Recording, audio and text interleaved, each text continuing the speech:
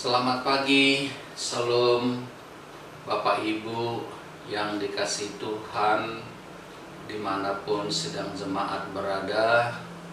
Kita patut mengucapkan syukur kepada Tuhan atas rahmat dan kasih karunia-Nya, sehingga kita ada sebagaimana kita ada sampai pada saat pagi hari ini. Saya percaya kalau jemaat dimanapun berada pasti ada senantiasa di dalam lindungan daripada Tuhan kita Yesus Kristus. Dan juga saya bisa merasakan melalui virus corona ini pasti ada juga dampak-dampaknya yang tidak baik di dalam kehidupan kita masing-masing, khususnya bagi jemaat yang mempunyai bisnis ataupun pekerjaan. Karena itu mari kita menundukkan hati, mari kita mau merenungkan firman Tuhan supaya kita dimampukan di dalam menghadapi situasi apapun yang terjadi di dalam kehidupan kita. Sebelum kita merenungkan firman Tuhan, mari kita berdoa. Bapa kami yang di surga, kami berdoa kepadamu ya Tuhan Yesus pada saat pagi hari ini. Biarlah Bapa, Engkau senantiasa menghiburkan jemaat-Mu. Demikian juga Tuhan menuntun kami semua. Demikian juga tiba saatnya kami mau merenungkan firman-Mu. Biarlah firman ini menjadi rema, menjadi iman dalam kehidupan kami, sehingga kami bisa menjalani kehidupan kami dengan penuh sukacita dan pengharapan di dalam mengikut Engkau. Terima kasih Tuhan, dalam nama Tuhan Yesus kami berdoa dan mengucapkan syukur kepadamu. Haleluya, amin. Baik Bapak Ibu yang dikasihi Tuhan, kita akan merenungkan firman Tuhan dengan tema tetap tenang walaupun di dalam badai pencobaan, yang terambil dari Injil Markus pasal 4 ayat 35 sampai ayat 41. Demikian bunyi firman Tuhan, Markus pasal 4 ayat 35 sampai 41. Pada hari itu, waktu hari sudah petang, Yesus berkata kepada mereka, "Marilah kita bertolak ke seberang." Mereka meninggalkan orang banyak itu, lalu bertolak dan membawa Yesus beserta dengan mereka dalam perahu di mana Yesus telah duduk, dan perahu-perahu lain juga menyertai Dia. Lalu mengamuklah taufan yang sangat dahsyat, dan ombak menyembur masuk ke dalam perahu, sehingga perahu itu mulai penuh dengan air. Pada waktu itu Yesus sedang tidur di buritan di sebuah tilam. Maka murid-muridnya membangunkan Dia dan berkata kepadanya, "Guru, Engkau tidak peduli kalau kita binasa." Ia pun bangun menghardik angin itu dan berkata kepada danau itu, "Diam, tenanglah." Lalu angin itu reda dan danau itu pun menjadi teduh sekali. Lalu Ia berkata kepada mereka, "Mengapa kamu begitu takut? Mengapa kamu tidak percaya?" Mereka menjadi sangat takut dan berkata seorang kepada yang lain, "Siapa gerangan orang ini sehingga angin dan danau pun taat kepadanya?" Bapak Ibu yang dikasihi Tuhan, bahwa dunia ini bukan tempat yang nyaman untuk kehidupan kita. Dunia ini udah semakin tua sehingga banyak bencana-bencana alam terjadi di mana-mana. Bahkan di dalam 2 Petrus pasal yang ketiga dikatakan firman Tuhan bahwa dunia ini pada suatu saat nanti akan kiamat akan berakhir. Selagi kita masih ada di dunia ini, kita pasti diperhadapkan dengan berbagai macam masalah. Apakah itu masalah yang kecil, bahkan juga bisa kita mengalami masalah yang besar.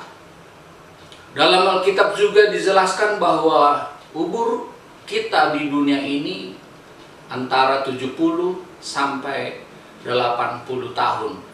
Kalau kita diberikan Tuhan umur lebih daripada itu merupakan anugerah Tuhan yang luar biasa yang diberikan dalam kehidupan kita.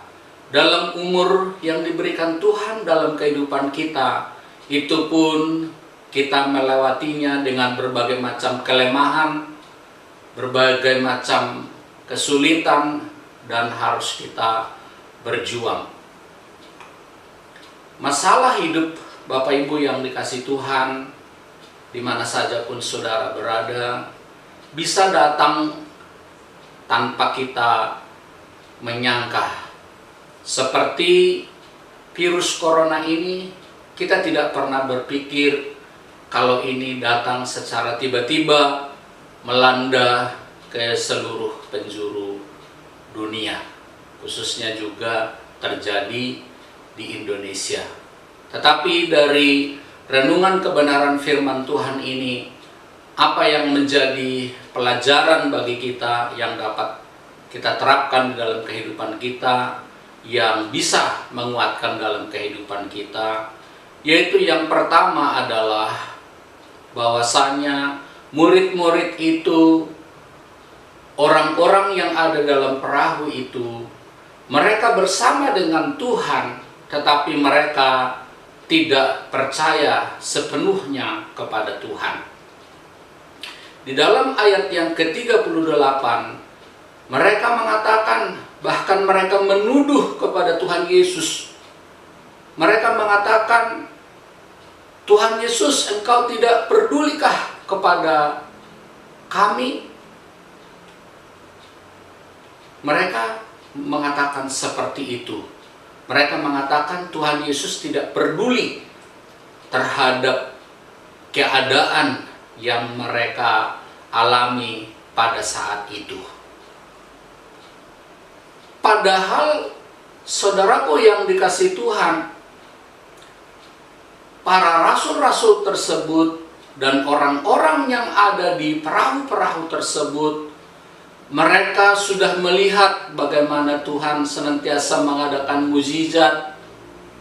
Tuhan memberkati dalam kehidupan mereka lewat pelayanan daripada Tuhan Yesus. Mereka dihormati, mereka diberikan perbekalan di dalam perjalanan mereka. Itu semua bukan karena kehebatan dari rasul-rasul ataupun orang-orang yang mengikuti mereka, tetapi semata-mata karena anugerah dan keberadaan Tuhan. Sehingga orang-orang itu yang banyak disembuhkan Tuhan Yesus, yang melihat kuasa Tuhan Yesus, mereka juga banyak memberi sesuatu kepada Tuhan Yesus dan kepada rombongan itu. Bahkan apa yang menjadi perbekalan-perbekalan, menjadi kebutuhan-kebutuhan mereka di dalam perjalanan pelayanan mereka, disuplai semua oleh orang-orang banyak tersebut. Mereka sudah melihat bagaimana Tuhan senantiasa menyertai di dalam kehidupan mereka. Tetapi mereka mengatakan bahwa Tuhan Yesus tidak peduli di dalam kehidupan mereka. Yang menjadi pertanyaannya, kenapa mereka berkata seperti itu? Sudah barang tentunya mereka bersama dengan Tuhan Yesus setiap hari. Namun Tuhan Yesus belum secara melekat di dalam hati mereka. Mereka masih mengandalkan kekuatan mereka. Tetapi tiba pada saatnya ketika mereka juga mengalami putus asa karena begitu dahsyat gelombang itu menghantam perahu mereka, barulah mereka mulai teringat akan Tuhan Yesus. Kalau sekiranya Tuhan Yesus sudah ada di dalam hati mereka, pasti secara refleks mereka akan langsung memanggil Tuhan Yesus. pasti secara iman mereka akan mengatakan, mereka akan menghardik juga laut tersebut, karena mereka sudah melihat bagaimana kemahakuasaan daripada Tuhan Yesus di dalam perjalanan mereka mengikut Tuhan Yesus. Mereka sudah melihat yang buta bisa melihat, yang mati dibangkitkan, yang lumpuh menjadi berjalan, tetapi itu hanya ada di dalam pikiran mereka, belum sampai itu menjadi iman di dalam hati mereka. Karena itu di ayat yang ke-40 Tuhan Yesus berkata kepada mereka, "Mengapa kamu begitu takut dan tidak percaya?" Mengapa begitu kamu takut dan tidak percaya? Seringkali juga saudaraku yang dikasihi Tuhan, orang Kristen juga seperti itu. Seringkali dinyanyian orang Kristen, di kiriku ada Tuhan, di kananku ada Tuhan.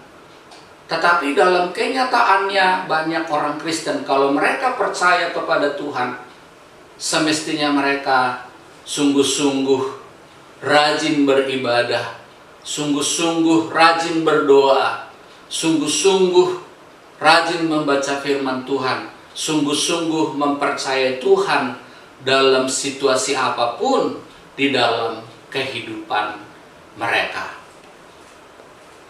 Pertanyaannya, apa yang membuat Daud sehingga dia berani melawan Goliat? Sedangkan tentara-tentara orang Israel, prajurit-prajurit orang Israel, tidak ada yang berani lagi. Tidak ada yang berani untuk bertarung dengan Goliat. Karena pertarungan ini mempertaruhkan satu bangsa. Kalau tentara orang Israel yang kalah, maka negaranya menyerah kepada orang Filistin. Tetapi kalau Goliat yang kalah, maka negara Filistin menyerah kepada orang Israel. Inilah yang membuat orang Israel tidak ada yang berani menghadapi daripada Goliat. Di mana Goliat kita tahu tingginya hampir 3 meter, manusia raksasa, dan mempunyai persenjataan yang cukup canggih dan yang berat, sehingga orang Israel tidak ada yang berani menghadapinya. Apa yang membuat Daud masih muda, dia tidak memiliki pendidikan untuk berperang, tetapi dia berani untuk melawan Goliat. Apa yang membuat dia berani? Yang pertama adalah Daud sungguh-sungguh percaya kepada Tuhan Allahnya, bahwa dia berperang bukan dengan kekuatannya, tetapi dia berperang dengan nama daripada Tuhan Allah. Lewat dia percaya kepada Tuhan, sehingga Tuhan memberikan suatu hikmat kepada Daud, sehingga dia hanya mengambil beberapa butir batu dari sungai, dan itu dilemparkannya mengenalah kena daripada jidat daripada Goliat, sehingga dia tumbang. Yang kedua, Daud mempunyai pengalaman rohani di dalam mengembalakan kambing dombanya di padang, sehingga dia berani untuk melawan daripada Goliat. Di mana dituliskan di dalam Alkitab, bila ada singa mau menerkam daripada domba-dombanya, dia mengusirnya. Kalau singa sudah menerkam dombanya, Daud mengejarnya, melepaskan dombanya dari mulut singa tersebut, bahkan Daud pun membunuh singa tersebut. Daud berani melawan daripada Goliat untuk menunjukkan kepada dunia bahwa Tuhan Allah yang mereka sembah adalah Tuhan yang hidup, yang berkuasa atas seluruh bumi. Daud tidak mau Tuhan Allahnya dilecehkan oleh orang-orang Filistin tersebut, khususnya Goliat. Sehingga aku melawan engkau bukan dengan senjata, tetapi aku melawan Goliat dengan nama daripada Tuhan. Daud juga berani karena kuasa Tuhan yang ada di dalam dirinya. Sehingga dia secara refleks, dia berani untuk maju ke depan, menawarkan dirinya untuk melawan Goliat. Bapak Ibu yang dikasih Tuhan, dimanapun berada, kita menyadari yang namanya manusia, pasti kita memiliki keterbatasan, diperhadapkan dengan berbagai masalah, kesulitan di dalam kehidupan kita. Seperti itu juga yang dihadapi oleh para murid-murid Tuhan Yesus dan orang-orang yang bersama-sama dengan mereka. Kita tidak bisa hidup tanpa Tuhan. Murid-murid itu juga mereka tidak bisa mengatasi gelombang laut, gelombang air yang sangat kuat menerpa dalam kehidupan mereka. Mereka tidak bisa mengatasinya tanpa Tuhan ikut menolong mereka. Yang menjadi perenungan bagi kita, murid-murid itu bersama dengan Tuhan, tetapi waktu itu tidak langsung mereka mengandalkan Tuhan.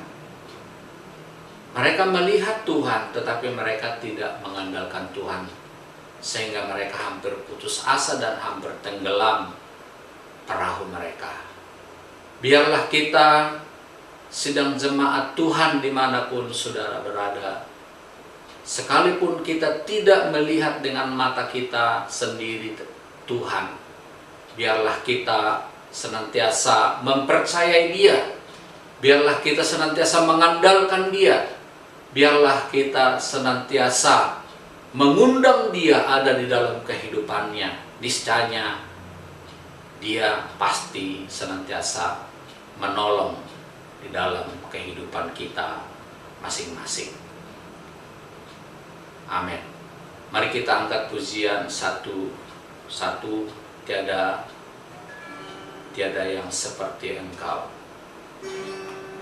Haleluya.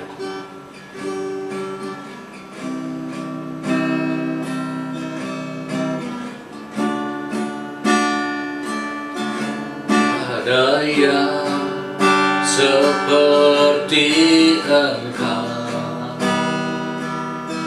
begitu mengasihiku. Tuhan sanggup melawan seluruh seru doaku. Tiada yang seperti Engkau, begitu mengasihiku. Tuhan sanggup menjawab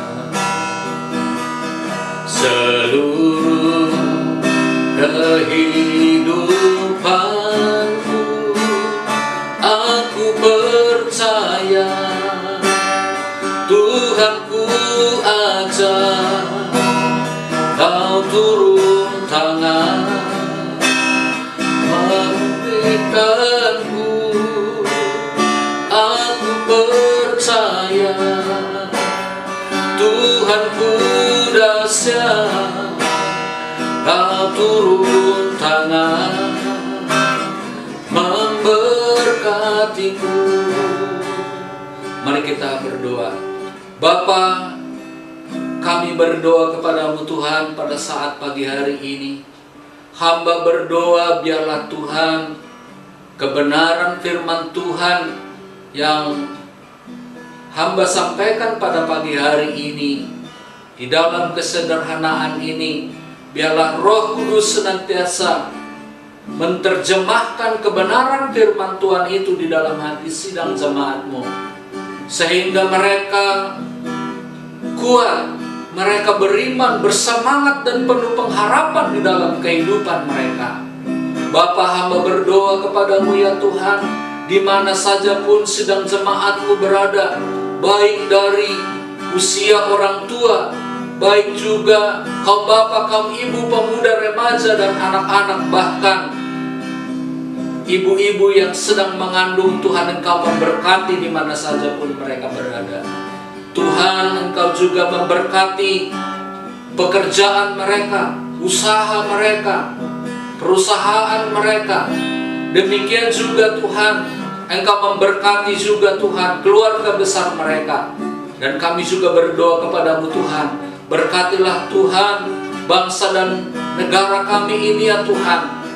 Biarlah Roh Kudus-Mu Tuhan berhembus bagi bangsa kami, menghanyutkan dan membasmi segala penyakit virus corona yang menyebar di tengah-tengah bangsa kami ataupun terhadap bangsa-bangsa ya Tuhan.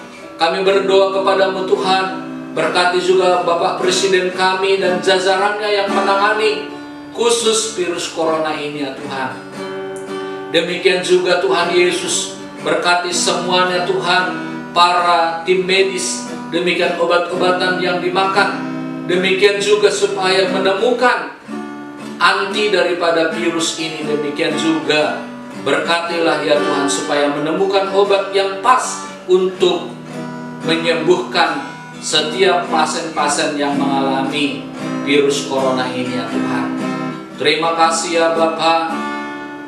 Biarlah Tuhan Engkau memberkati juga semua jemaat-jemaat-Mu yang memberikan persembahannya. Tuhan, Engkau memberkati 30 bahkan 100 kali lipat di dalam kehidupan mereka, sekalipun kami belum bisa beribadah secara bersama-sama. Biarlah apa yang menjadi pemberian mereka, apa yang menjadi iman percaya mereka, biarlah Tuhan Engkau memberkati, sehingga di mana saja pun mereka berada, Tuhan yang memberkati. Dalam nama Bapa, Anak, dan Roh Kudus, dalam nama Tuhan kami Yesus Kristus, hamba berdoa dan mengucapkan syukur kepadamu. Haleluya. Amin.